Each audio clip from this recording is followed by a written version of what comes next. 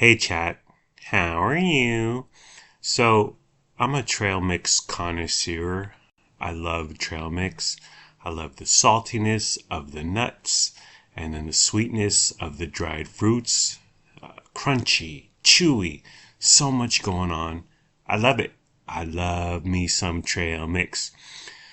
About a decade and a half ago, I cut off all cashews trail mix. All trail mix involving cashews. Because I got to the point where I was eating a cashew and the crunch is weird. It's not even crunch, it's like a soft crunch.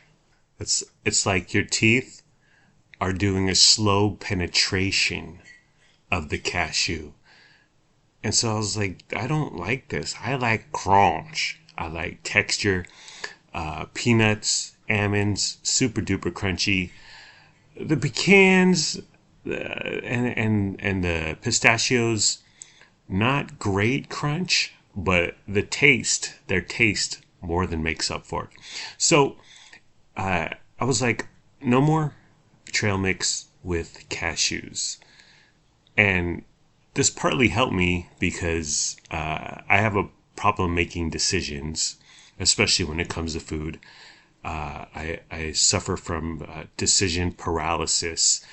And so when there's six flavors of Doritos, I have to buy all six, or I agonize for 35 minutes in the chip aisle over which three to buy and which three to deny myself the pleasure of the other three Doritos that, oh, what if they taste really good? What if they rocked my world? Anyways, back to cashews. So I was like, no more cashews in trail mix. And that eliminated a lot of choice, which makes my life easier. They're soft, they're weird, they're oddly shaped. The curve really. And another thing is that they're in 99% of the trail mixes. They wouldn't put cashews in 99% of the trail mixes if it wasn't a cost cutting measure. I think they're super cheap. They're just they're pablum, they're everyman, they're basic, they're no bueno. So no more cashews for me. Once in a while I'll run into a cashew on the dark mean streets of West Sacramento and we tussle. We go at it. So recently I bought a different kind of trail mix. It's the Great Value, which is the Walmart generic off-brand caramel apple trail mix. And I think, okay, caramel apple trail mix, you had me at hello. It's like a seasonal item, holidays, pumpkin spice, whatever. I'm thinking, all right, this is gonna be good. And so I purchased it. I got it. I got the hookup on it from Instagrammer. Her name is Morgan Chomps, and she does a lot of taste tests. She eats a lot of food in front of her telephone, usually in her car, but she does a lot of Walmart stuff. She has like a Walmart affiliate link code or whatever. She's a Walmart influencer. And that's where we do a ton of shopping. So it's easily accessible to me. So I follow her, although I don't need 30 Insta stories per day of her eating various foods, everything linked, everything tagged. I get it, Morgan. Sometimes it's like, I can't press through her annoying stories fast enough, but once in a while, she hips me to something Great Value or Sam's Choice sometimes, which is the Sam's Club off-brand generic in-house imprint, and Sam's Club and Walmart are owned. Well, they're both Walmart. So she hips me to this trail mix, and I'm like, all right, bet.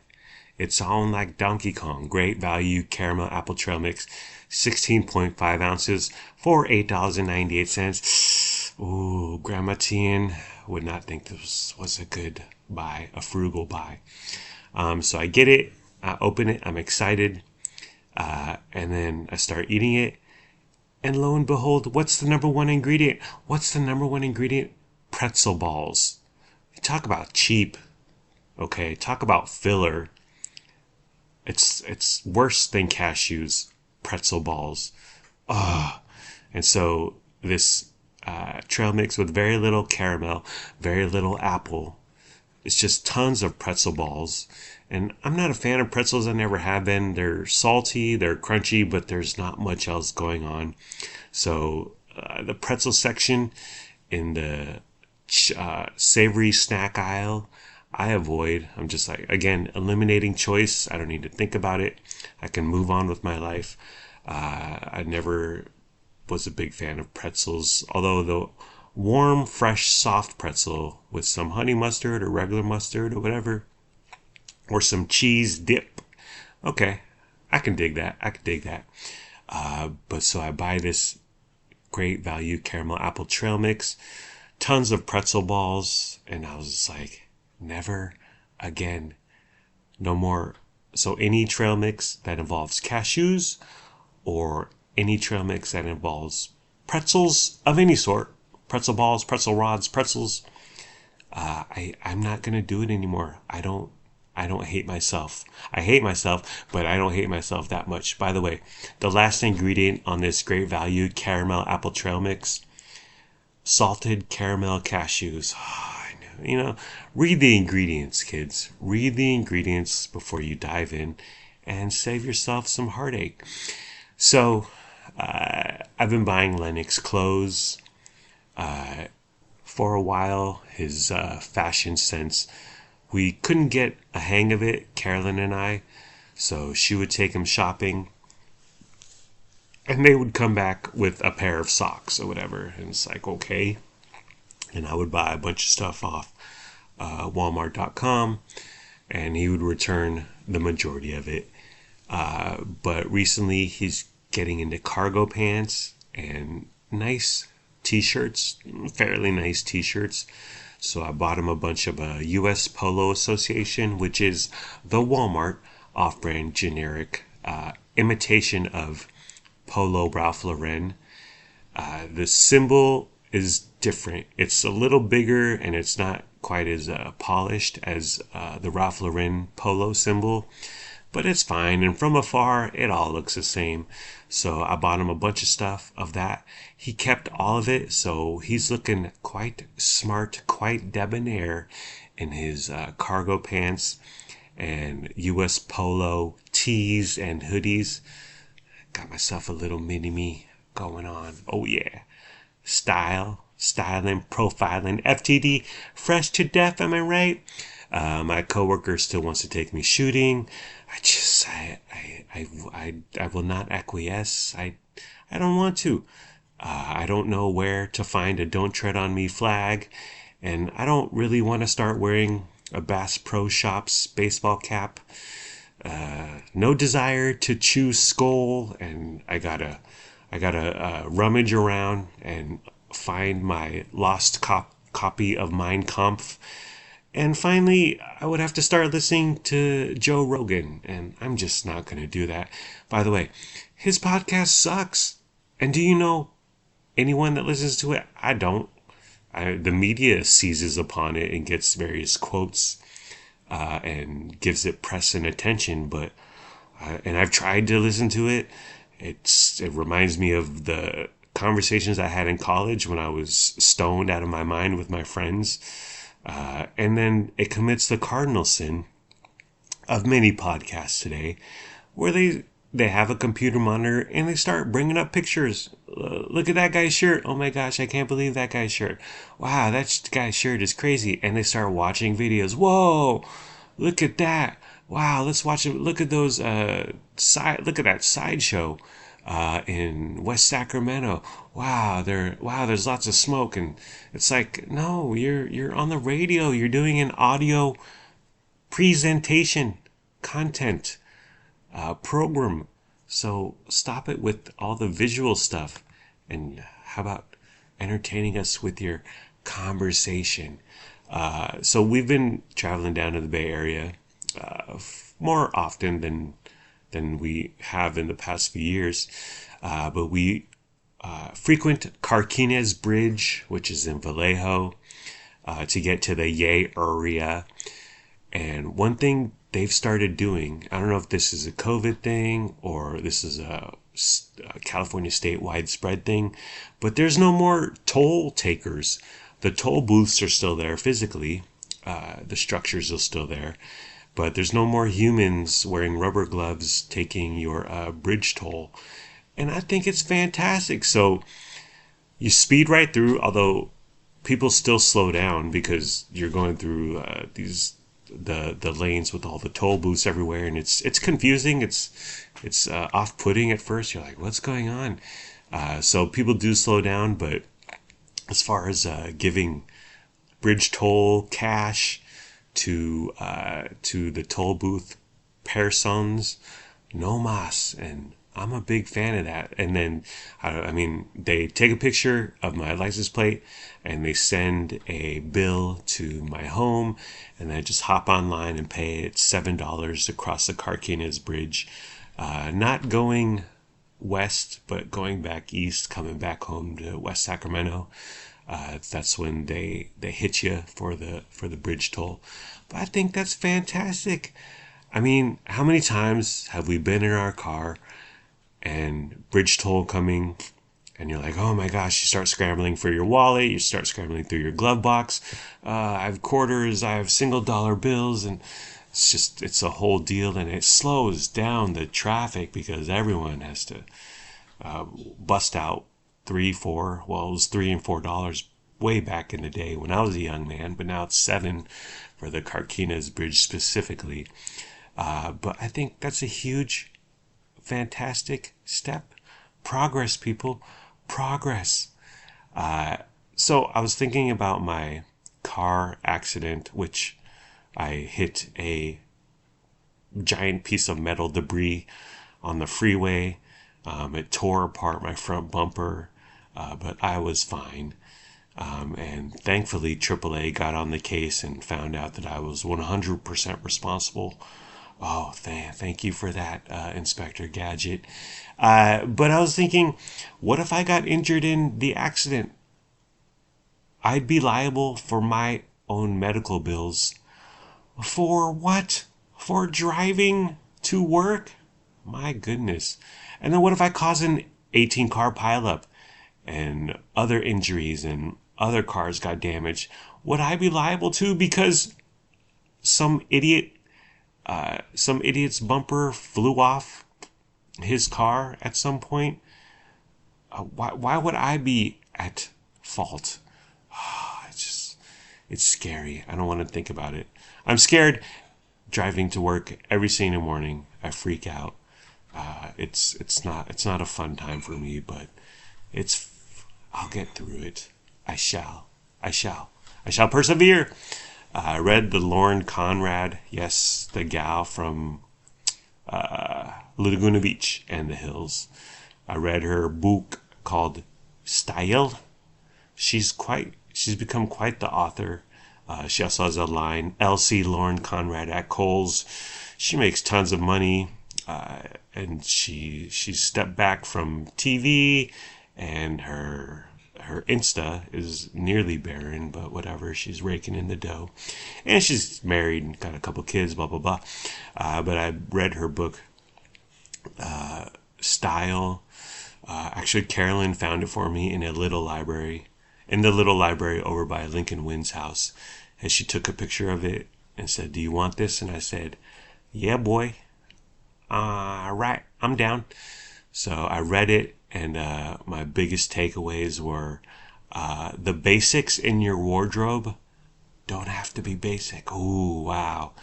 And then she said, when you're trying on pants in the fitting room, make sure you sit down so you know how they feel when you're sitting for long periods of time at work, for instance. And finally, and this is for you ladies, and this is coming from LC, okay, don't hate the playa, hate the message. she said, at work, you shouldn't show your upper back, your lower back, or your toes, which, because gals wear those shoes that show like a toe and a half or whatever. They have a little opening. I think that's fine. You definitely don't want to be wearing flip flops, although I've seen some stuff at my job. Oh, just saying. But I skipped a lot of it because like there's makeup tips in there. I didn't need that. Specifically girl stuff, I skipped. But it was a fine beach read. I killed an hour on a Saturday afternoon. But I don't think I'll read anything else by her. But I actually want to put it on our bookshelf, which is 100% Carolyn's right now. And I said, "Do you have space on your little bookshelf for one of my books?" Do you do? I'm like Joseph and Mary. Do you have room at your inn for my wife to deliver the Son of God? But I said, "Hey, honey, can you put? I want a book. I want some space. I want my imprint. I want some property on. I want one space on our bookshelf." And she said, "I'll consider it." And she actually kind of fussed with it a little bit, but she couldn't decide where it fit perfectly, aesthetically speaking. So she put it back in our little book case dealio. And she said, "I'll find a spot for it eventually." And I said, "Oh, thank you, honey. Thank you, sir. May I please have another cookie?" I watched Penguin episode 4. Not great. Listen, they can't all be bangers. Penguin episode 1 was a solid start. Penguin episode 2 and 3, I hit it out of the ballpark. Excellent show. So good. But then episode 4, they focus on Sophia Falcone and her time in Arkham, and it was just it advanced the story, and it gave her character some life and some background, but it was not great. Needed more Penguin, but I will still keep on watching. Absolutely. So I tried out T-Mobile home internet about a few years ago, 3 years ago. It wasn't fast. About 30 megs was the fastest I could get. So I was like, it was a good try. But I took it back. I returned the modem thingy, and I went to the T-Mobile store over by the IKEA in West Sac, and they processed my return or whatever. And I'm not sure exactly how it panned out, because I did pay them some money. I paid T-Mobile some money, but since I returned it, they owed me a little over $10. So instead of just cutting me a check for 10, whatever, 30, they sent me a debit card, and I was like, okay. And I've had good and bad luck with these debit cards. Like when you sign up for something and they're like, "We'll give you $100 AT&T debit card," and you're like, okay. And then it doesn't work, or it doesn't come, and you seek it, you call customer service, and you contact various departments or whatever, and they're like, "Oh, or no, that we don't have that," or just they just ghost you, and there's zero response at all. So I had this a little over $10 debit card, and it sat in our little mail separator office dealio where we put our mail, our little letter separator thingy. It sat there, and every once in a while I think, oh, I gotta go try to see if it works at Target or whatever. But I just didn't get around to it. So I eventually did get around to it. I took it to Dollar Tree, and I tried to use it, and it was asking me for a PIN, and I was like, I don't remember setting up a PIN, but whatever. This was 3 years ago. So I contacted the customer service, which is on the card, and they send me an invoice and say, yeah, this is no longer valid. And they sent me, it was like a bill. So it initially, the initial value was $10 and whatever, 30 cents, 60 cents. But every 3 months, they charged a $3 maintenance fee. A maintenance fee for money that I was owed on a card that I was issued, debit card that I was issued. $3 maintenance fee. So it was like March, $3 minus $3 maintenance fee. June, that's 3 months later, right? You get the picture. Minus $3 maintenance fee. 3 months later, bam, another $3 maintenance fee.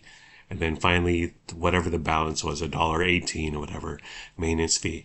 So that $10 vanished into the air. Thanks, T-Mobile. Okay, well, I think we're done. Don't you hate it when you get two unskippable YouTube ads in a row? Another thing that's annoying, hop into your email and you're like, oh, I want to click this email and see what's going on. And the browser hangs for a second and you click the email, but then there's a pause. Time stops. It's like Christopher Nolan Tenet.